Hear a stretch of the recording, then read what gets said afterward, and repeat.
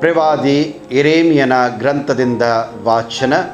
ಅಧ್ಯಾಯ 1, ವಚನಗಳು 1, 4ರಿಂದ 10ರವರೆಗೆ.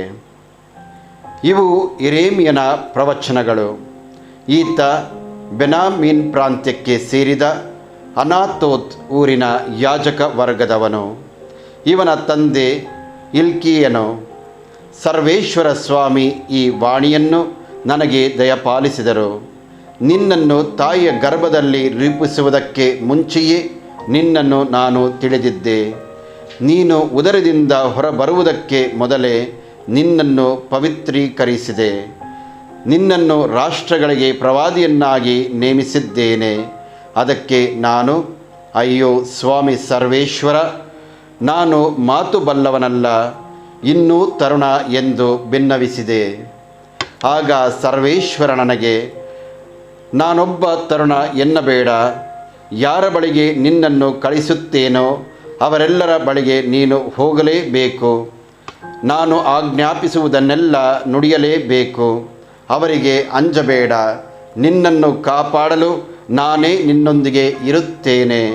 ಇದು ಸರ್ವೇಶ್ವರನಾದ ನನ್ನ ಮಾತು ಎಂದು ಹೇಳಿದರು. ಬಳಿಕ ಪ್ರಭು ಕೈಚಾಚಿ ನನ್ನ ಬಾಯನ್ನು ಮುಟ್ಟಿ, ಇಗೋ, ನಿನ್ನ ಬಾಯಲ್ಲಿ ನನ್ನ ಮಾತುಗಳನ್ನು ಇಟ್ಟಿದ್ದೇನೆ. ರಾಷ್ಟ್ರಗಳ ಮೇಲೂ ರಾಜ್ಯಗಳ ಮೇಲೂ ಅಧಿಕಾರ ಉಳ್ಳವನಾಗಿ ನಾನು ನಿನ್ನನ್ನು ಈ ದಿನ ನೇಮಿಸಿದ್ದೇನೆ. ಇದರಿಂದಾಗಿ ಕಿತ್ತು ಹಾಕುವ ಹಾಗೂ ಕೆಡವುವ, ನಾಶಪಡಿಸುವ ಹಾಗೂ ನೆಲಸಮ ಮಾಡುವ, ಕಟ್ಟುವ ಹಾಗೂ ನಡುವೆ ಕಾರ್ಯ ನಿನ್ನದು ಎಂದರು. ಪ್ರಭುವಿನ ವಾಕ್ಯವಿದು. ದೇವರಿಗೆ ಕೃತಜ್ಞತೆ ಸಲ್ಲಲಿ. ಕೀರ್ತನೆ. ಶ್ಲೋಕ. ವರ್ಣಿಸುವೆನು ದಿನವೆಲ್ಲ ನಿನ್ನ ನ್ಯಾಯ ನೀತಿಯನ್ನು. ಆಶ್ರಯ ಕೋರಿ ಹೇ ಪ್ರಭು ನಾ ಬಂದಿರುವೆ. ಆಶಾಭಂಗವಾಗಿರಲೆಂದು ನಾ ಬೇಡುವೆ. ಸತ್ಯ ಸ್ವರೂಪನೇ ನನ್ನ ಬಿಡಿಸಿ ರಕ್ಷಿಸಯ್ಯ. ನನಗೆ ಕಿವಿಗೊಟ್ಟು ಪ್ರಭು ನನ್ನನ್ನು ಧರಿಸಯ್ಯ. ಶ್ಲೋಕ. ವರ್ಣಿಸುವೆನು ದಿನವೆಲ್ಲ ನಿನ್ನ ನ್ಯಾಯ ನೀತಿಯನ್ನು. ನೀನಾಗಿರು ನನಗಾಶ್ರಯ ದುರ್ಗ ಕೋಟೆ ಕೊತ್ತಲು. ನೀನೇ ನನ್ನ ದುರ್ಗ ಕೋಟೆ ನನ್ನನ್ನು ರಕ್ಷಿಸಲು. ದುರುಳರ ಕೈಯಿಂದೆನ್ನನು ದೇವ ಬಿಡಿಸಯ್ಯ. ಶ್ಲೋಕ. ವರ್ಣಿಸುವೆನು ದಿನವೆಲ್ಲ ನಿನ್ನ ನ್ಯಾಯ ನೀತಿಯನ್ನು. ಸ್ವಾಮಿ ದೇವ, ನೀನೇ ನನ್ನ ಭರವಸೆ. ಬಾಲ್ಯದಿಂದಲೂ ನೀನೇ ನನ್ನ ನಂಬಿಕೆ. ಹುಟ್ಟಿನಿಂದಲೇ ನಾ ನಿನಗಂಟಿಕೊಂಡಿರುವೆನಯ್ಯ. ಗರ್ಭದಿಂದಲೇ ನೀ ಎನ್ನನ್ನು ಕರೆದು ತಂದಿರುವೆಯಯ್ಯ. ಶ್ಲೋಕ. ವರ್ಣಿಸುವೆನು ದಿನವೆಲ್ಲ ನಿನ್ನ ನ್ಯಾಯ ನೀತಿಯನ್ನು. ವರ್ಣಿಸುವೆನು ದಿನವೆಲ್ಲ ನಿನ್ನ ನ್ಯಾಯ ನೀತಿಯನ್ನು. ವಿವರಿಸಲು ಅಸಗಳವಾದ ನಿನ್ನ ಗಣಿತ ರಕ್ಷಣೆಯನ್ನು. ದೇವ, ಬಾಲ್ಯಾರಭ್ಯ ನನಗೆ ಬೋಧಿಸುವೆ ಎಲ್ಲವೇ. ನಿನ್ನ ಅದ್ಭುತ ಕಾರ್ಯಗಳನ್ನೊಂದಿಗೂ ನಾ ಘೋಷಿಸುತ್ತಿರುವೆ. ಶ್ಲೋಕ. ವರ್ಣಿಸುವೆನು ದಿನವೆಲ್ಲ ನಿನ್ನ ನ್ಯಾಯ ನೀತಿಯನ್ನು. ಘೋಷಣೆ. ಅಲ್ಲೆಲೂಯಾ, ಅಲ್ಲೆಲೂಯಾ, ಅಲ್ಲೆಲೂಯಾ, ಅಲ್ಲೆಲೂಯಾ, ಅಲ್ಲೆಲೂಯಾ, ಅಲ್ಲೆಲೂಯಾ. ನಿನ್ನ ವಾಕ್ಯ ನನಗೆ ದಾರಿ ದೀಪ.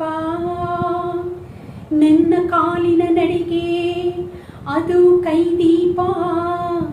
ಅಲ್ಲೆಲೂಯಾ, ಅಲ್ಲೆಲೂಯಾ, ಅಲ್ಲೆಲೂಯಾ, ಅಲ್ಲೆಲೂಯಾ, ಅಲ್ಲೆಲೂಯಾ, ಅಲ್ಲೆಲೂಯಾ, ಅಲ್ಲೆಲೂಯಾ.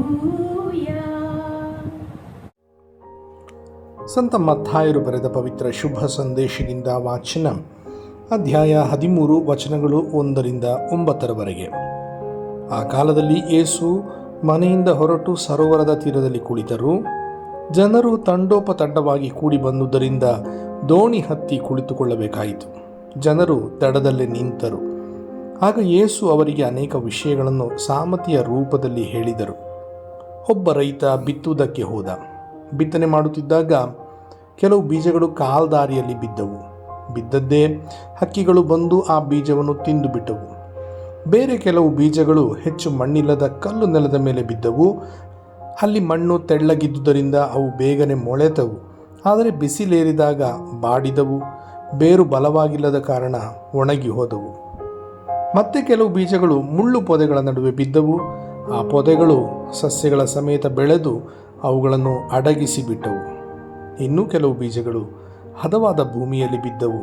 ಅವು ಮೊಳೆತು ಬೆಳೆದು ತೆನೆ ಬಿಟ್ಟವು. ಕೆಲವು 100ರಷ್ಟು, ಮತ್ತೆ ಕೆಲವು 60ರಷ್ಟು, ಇನ್ನು ಕೆಲವು 30ರಷ್ಟು ಫಸಲನ್ನು ಕೊಟ್ಟವು. ಕೇಳಲು ಕಿವಿಯುಳ್ಳವನು ಕೇಳಿಸಿಕೊಳ್ಳಲಿ ಎಂದು ಒತ್ತಿ ಹೇಳಿದರು. ಪ್ರಭುವಿನ ಶುಭ ಸಂದೇಶ. ಕ್ರಿಸ್ತರೇ ನಿಮಗೆ ಸ್ತುತಿ ಸಲ್ಲಲಿ.